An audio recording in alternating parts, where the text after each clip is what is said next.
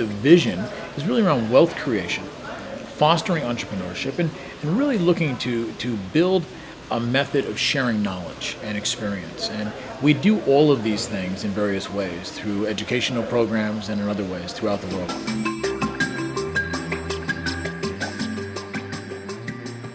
The networking opportunities are tremendous. Probably one of the greatest values when I talk to the membership and I talk to the leadership of the different chapters, and I ask them, tell me what you think the three biggest values of the MIT Enterprise Forum are as a member. Usually number one is the connections. It is really about the networking. It's the communication and connection that happens between the individuals that are part of this important organization. And I think that the events that are taking place around the globe on any given month are primarily driven by entrepreneurs who want to meet other entrepreneurs, and it happens to be under the umbrella of a particular topic. And it might be a topic around energy, or it might be a topic around the coolest thing happening in web technology or in social networking, but it's really the social network between the individuals that matters the most.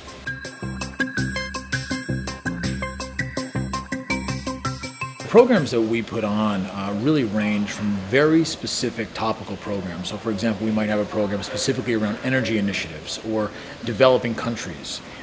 We also have programs specifically around leadership and entrepreneurship and finance and things of that nature. So as an entrepreneur, you're able to tap into programs that are very relevant to your particular industry, but you're also able to tap into programs that reach far beyond that. Programs that allow you to become a better manager, leader, technologist, someone that is better at understanding what's happening globally as well. We put on over 300 programs per year through the Enterprise Forum chapters, and we also do satellite broadcasts that actually reach out to different chapters, and they're able to have viewing sites locally.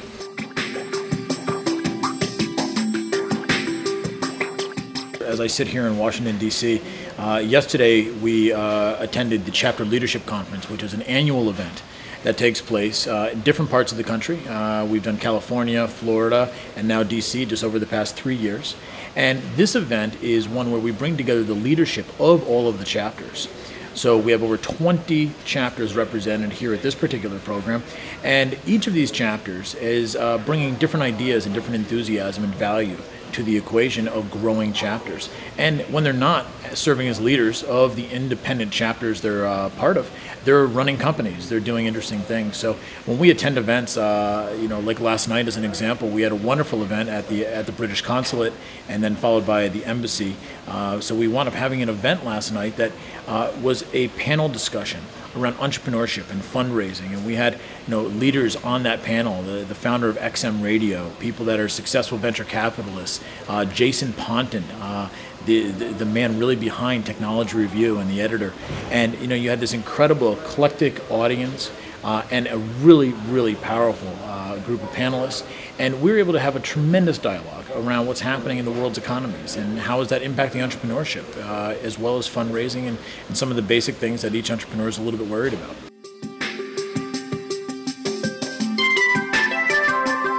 MIT is obviously an organization that really promotes education, not only on campus but around the world. And they have the open courseware programs and others that do that.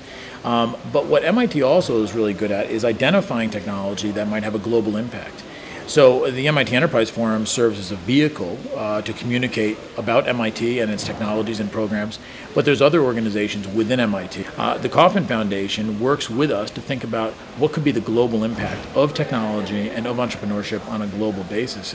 And as one of their most recent reports indicated, if you took the aggregate value of the companies started by MIT alumni and affiliates, it would be the 17th largest economy in the world. And the MIT Deshpande Center is an organization founded by a really wonderful entrepreneur named Desh Deshpande. He was a founder of Cascade Communications and Sycamore Networks, and just a wonderful philanthropist. He's actually provided a funding grant to MIT to set up the Deshpande Center. And with that grant, we actually fund technologies that are still in the lab.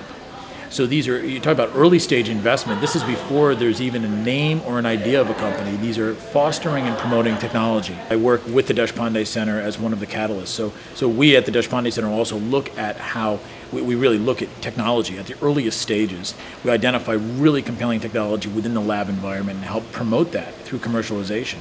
and also through introductions to venture capitalists and others. At the Enterprise Forum, we take it to the next level where the Enterprise Forum is much more commercially oriented in that most of our members and leadership are really out of the commercial sector. So when we have entrepreneurs presenting or in the audience, we're able to make introductions for them. It's one of the most valuable components, as we talked earlier about the networking pieces of the Enterprise Forum. So, you know, a young entrepreneur or an organization looking to expand, by really working with the Enterprise Forum, by being part of that community, they can not only look at potential funding sources, they can look at potential staff, partners, employees, people of that nature that can really add value to their organization. And the other piece of it is really tapping into the MIT family. So, you know, as a biotech entrepreneur, I can look very carefully at what's happening coming out of MIT in a way that I perhaps couldn't have if I didn't have this affiliation and this partnership. So I can see what's happening in, you know, laboratories, you know, whether it be at the Broad Institute or it be over at the biology department. You can talk to people like Lita Nelson, who's running the technology licensing operation, and go to the technology licensing office and say, listen, you know, I'm looking to build a company focused in this particular area. Who's working on what? So that's a very powerful, I guess you could say, core asset that MIT has, and being part of the MIT community and the Enterprise Forum help you leverage that.